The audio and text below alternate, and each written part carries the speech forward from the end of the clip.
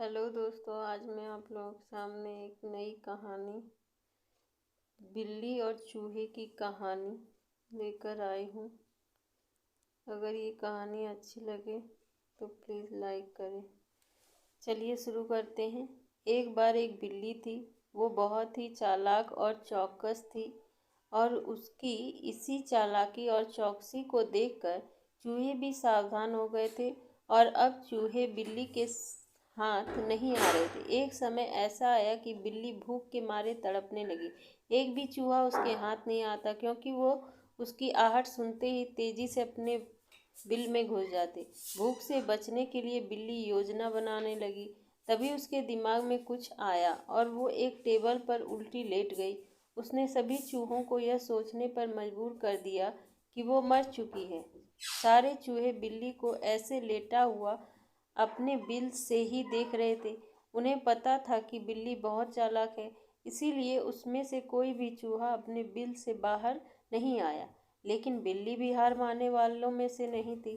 वो बहुत देर तक उसी टेबल पर उल्टी लेटी रही। धीरे धीरे चूहों को लगने लगा कि बिल्ली मर चुकी है।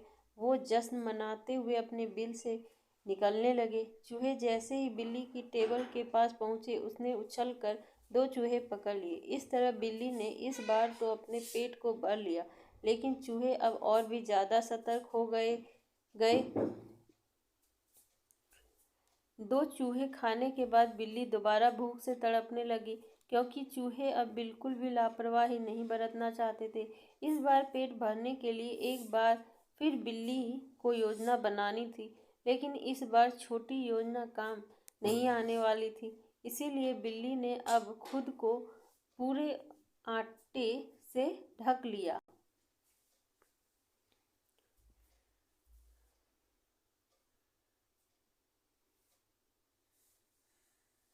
चूहों ने सोचा कि वह आटा है और उसे खाने के लिए आ गए, लेकिन एक बूढ़े चूहे ने उन्हें रोक दिया।